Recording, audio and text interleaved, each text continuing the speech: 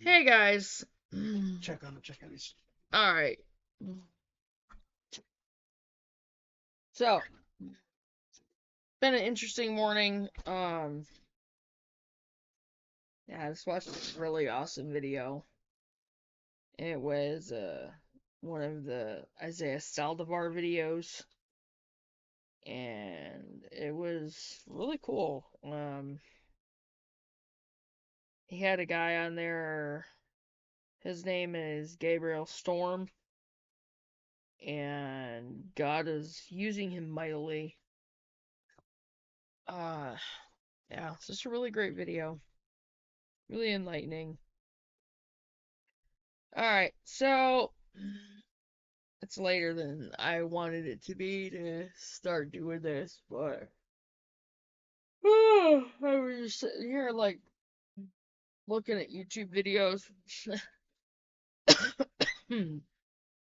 I am very tired right now. This one is it's also from Homestead Beginnings from that section in my homesteading board.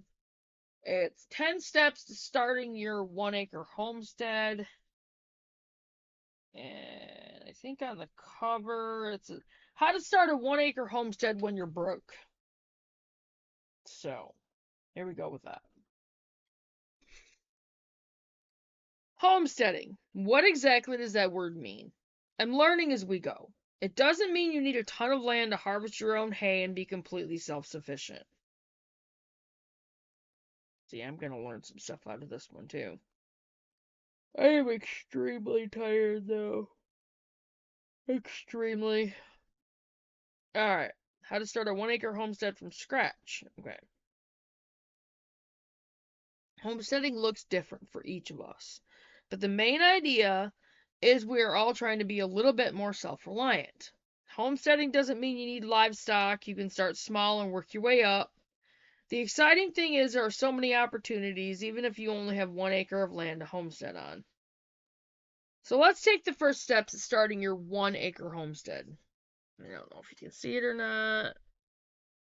There. I might use that for the cover of it, I don't know. Sorry, you guys. I might have to pause this and make some coffee. Step 1. Dream, plan, and prepare. Before you dive headfirst into the world of homesteading, take some time to dream and plan. What do you want to grow? What livestock do you want to raise? How will you manage the water supply? Trust me, a little planning goes a long way. And yes, prepare for things not going according to plan because they often won't. As a homesteader for 10 years now, I've been on the journey you're about to embark on, and I can tell you that the road to self sufficiency is both rewarding and challenging. It's an adventure that requires careful planning, resourcefulness, and resilience. That's where my homesteading binder comes in. Boom! Homesteading binder. Take the bowl out. Why do you do No, that? that one cracked. One of the chickens cracked it. She knocked it out of a Not nesting the box. point. Take the bowl. Stop using your pockets. It's a bad idea. That's where my homesteading binder comes in. It's a tool I wish I had when I started my homesteading journey. I need to finish our binder. This binder, packed with 62 unique planner pages, is like having a personal assistant for your farm. Okay, ours is going to have a lot more pages than that. Maybe I'm trying to make it too big. Maybe I'm trying to incorporate too much. We'll find out. I will use it first and let you guys know before I even try to sell it. Okay? If I have to break it down, I'll break it down.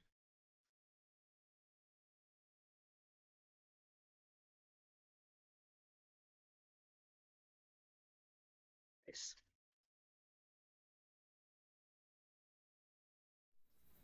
Sorry, guys. Anyway, yeah, I will use the binder myself and let you guys know. If it's too much, then I'll break it down, and then that's how I'll sell it, is in 2 separate volumes. Alright. When I started my own 1 acre homestead, I learned quickly that keeping track of everything from livestock inventories to crop rotations and budgeting was crucial. I've gotten really bad about keeping track of a lot of different things. I don't even write down our budget anymore, which is really bad because I really should. I used to be a lot more organized on paper. I'm not anymore. Kind of gotten lazy when it's come to that, which is not a good thing. And I need to just start doing it again. So, we'll work on that. The homesteading binder became my go-to resource, helping me to stay organized and focused. It allowed me to plot out projects, track inventory, and manage my budget effectively, making the process much less daunting. The value of having a reliable guidebook throughout your homesteading journey cannot be overstated. It can mean the difference between feeling overwhelmed and feeling empowered. Trust me, I've been there. With a homesteading binder by your side, you'll be equipped with the knowledge and tools to navigating the exciting world of homesteading confidently. Number 2, select your site. Choosing the right piece of land is crucial.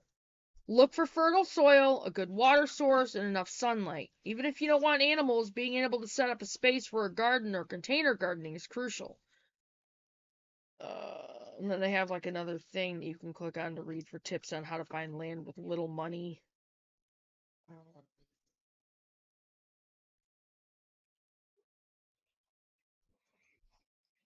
save that and probably make a video out of that. We shared a nice roundup of different 1 acre design layouts, so I'll have to go into that at some point. Step 3, test your soil. Soil testing isn't just for those fancy scientists in white lab coats. It's essential for figuring out what you can grow and where. Plus, it's a great excuse to play in the dirt. Each state has their own free soil testing resources. For those in New York, you can learn more. Okay. Step 4, choose your crops and livestock. Carefully choose crops and livestock suited to your climate, soil, and personal preferences. Want to grow a field of lavender but live in the desert? It might be time to adjust those plans. Going through the homesteading journey, I've learned how easy it is to get caught up in wanting to do everything right away. Now I know I add one new plant to my garden each year. After 10 years of vegetable gardening, I tend to stick to growing things I know the family will eat and that we can preserve. If it's a year I'm feeling ambitious and able to put extra time into gardening, I'll add something new I've never tried before. The beautiful thing about homesteading is that it's trial and error. You can go in equipped with everything you read and have research, but still every animal, every piece of land and garden is unique, and that is true. That is very true. But the research does help, because that knowledge base is very, very helpful. Homesteading likes to challenge you, but the rewards you gain from your hands are worth it all. Step 5, purchase tools and equipment. Invest in quality tools and equipment. They'll be your best friends on this journey, and remember, you don't need every shiny gadget that catches your eye. Stick to the basics. For my favorite frugal gardening tools, okay, so she lists.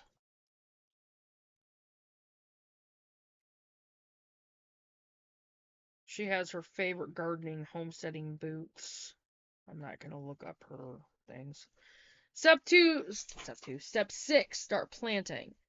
Get those seeds in the ground and start growing. This is where the magic happens. Remember, this is where the good stuff happens. We're not going to use that word.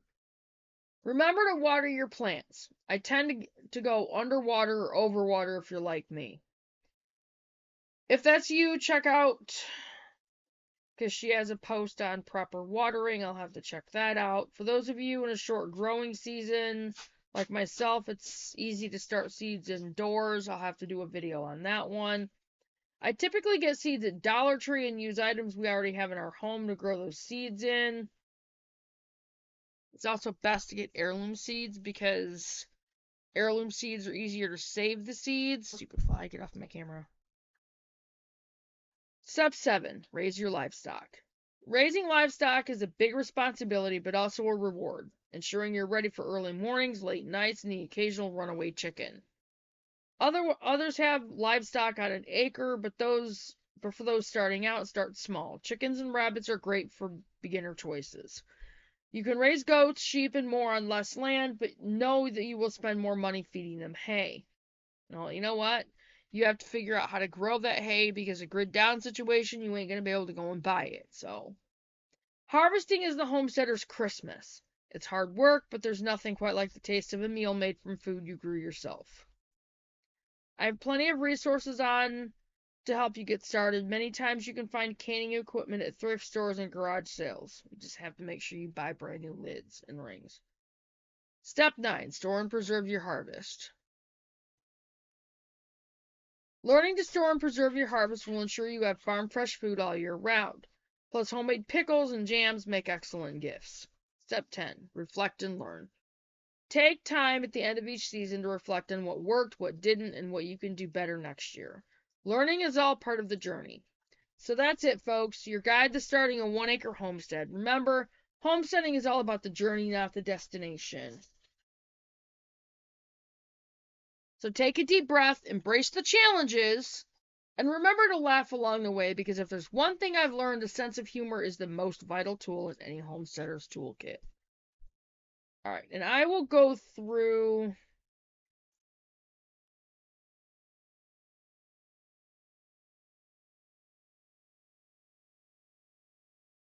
and see if I can save those other ones, because those are just going to be different videos. So, alright, so that was it for 10 steps to starting your 1-acre homestead.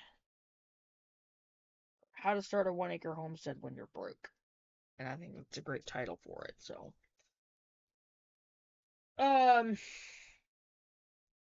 check your subscriptions, you guys. Make sure you stay on top of that, because YouTube sucks when it comes to that. Like and share the videos. Get them out there. Please get the videos out on your platforms. It's one of the things that's gonna get them out to new people.